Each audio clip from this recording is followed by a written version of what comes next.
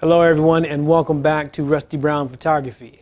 Today I'm going to show you how I use off-camera flash to take much better portraits indoors.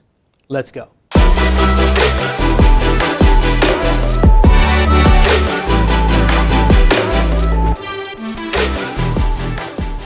Hey guys, welcome back, and I'm really glad you guys are here. Today we're going to be talking about how I used off-camera flash on the cheap to get better indoor portraits. I mean, after all, let's think about it. We spend money, we bought the camera, you bought the camera, and a really nice camera. But how many people relegate themselves to using that little pop-up flash when it comes to getting some flash photography? And realistically, it's going to look like trash. So what I'm going to show you is how easy it is to use off-camera flash and how cheap it is today, right? What do you need? You're going to need a trigger, right? Two of these actually. You're going to need a couple of speed lights, at least one, but I recommend a couple, and a couple of light stands. What I'm going to do today is I'm going to show you where you can get these items, how much they cost, and then I'm going to do a quick demo on how to use them and show you the result of how much better your indoor portraits can be when you use off-camera flash. This is 100% cordless, wireless, all with batteries, so you can pretty much travel with this kit anywhere. We're not going to be dealing with high-speed sync and strobes in outdoor photography today. Again, this is just off-camera flash, indoor portraits, going from here to whatever your ceiling is. All right? So let's first start by taking a look at where you can get these items. So this particular Impact off-camera flash accessory kit is what I have. It's inexpensive, I think. $90. You get two of everything you see here. Two umbrellas, two light stands, two mounting brackets. Next up, the speed lights. So I now use the Yongnuo YN560 version 4s. So you take the stands and basically you mount two of these guys on those stands. And then the last thing you need is a trigger system with which to fire. This is the most expensive component of my rig, and you have to have two.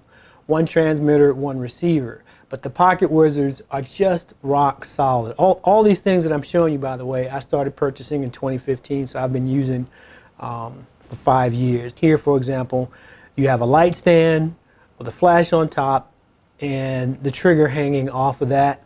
You also have your other trigger that goes on top of the camera, and I'll demo all of this here in just a sec. So the trigger itself, that actually goes right into the light. Screw that bad boy down like such.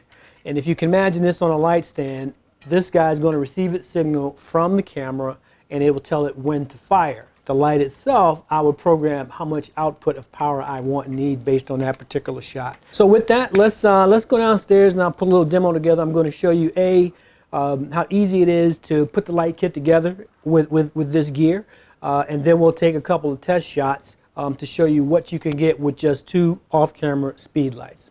Okay, so here we are. This is where we're going to do our setup and demonstration for the off-camera flash. Everything we talked about is in this bag. This is the bag that I was talking about. The entire kit is in here. The umbrellas, the stands, the mounts, side pockets where I put the Yongnuo flashes and the triggers.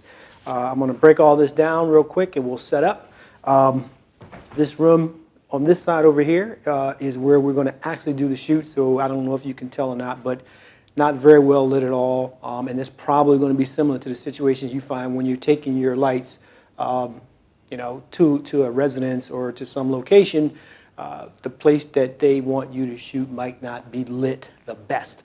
So the two light setup is going to help us to turn that room that isn't lit well at all into something that looks really well for some portraits. So let's see how quickly we can get this set up.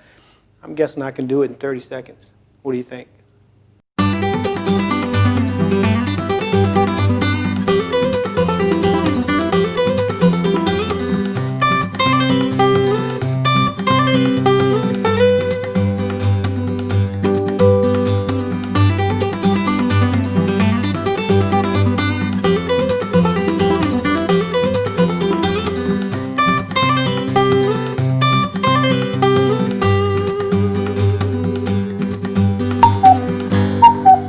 what I'm saying? Not even 30 seconds to set it up. All right, so we've got the lights set up.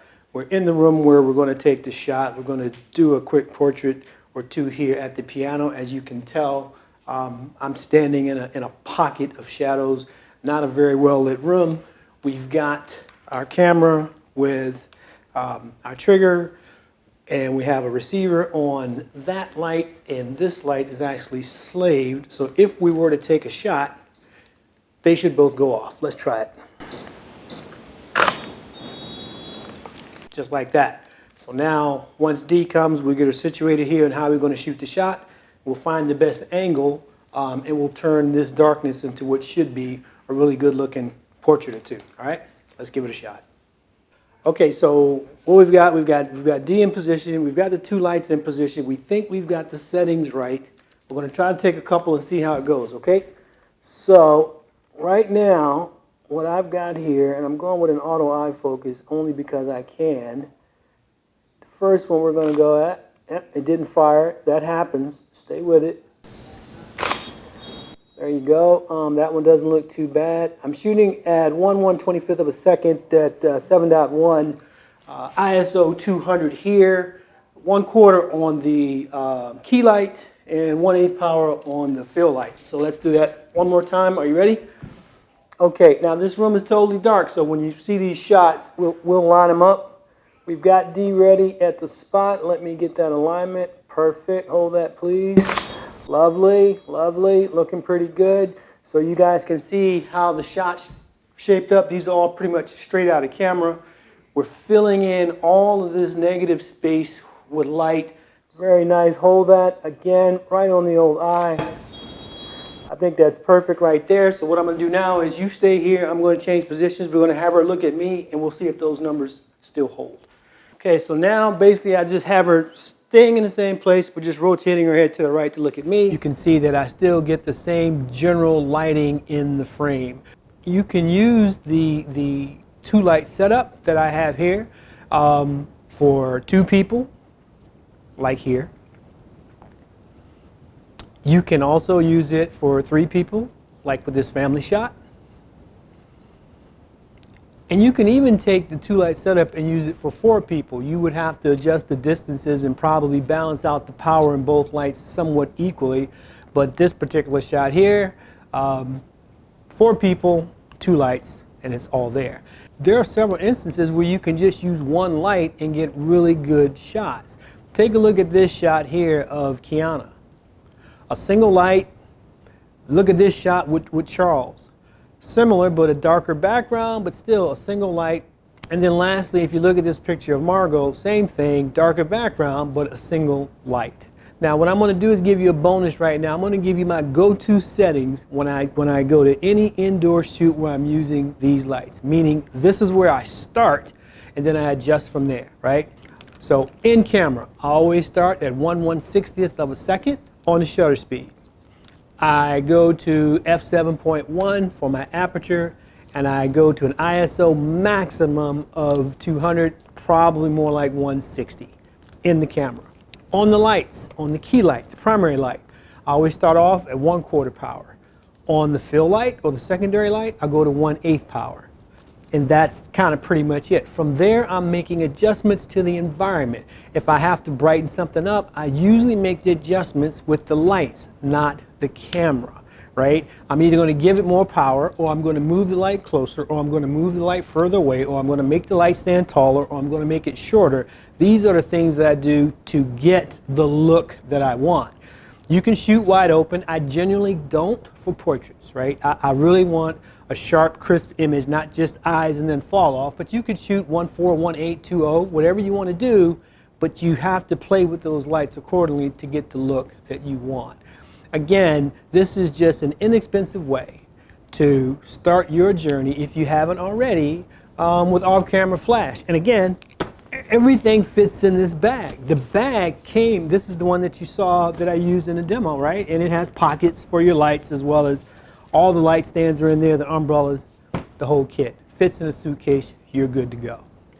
Hopefully this brief tutorial or overview, if you will, of the benefits of off-camera flash have helped you a little bit today. I can tell you it helped me tremendously. I've been using this method now for 5 years, thanks to my good friend Matt Granger. Thank you for showing me just how versatile this particular setup is and where its strengths are indoors.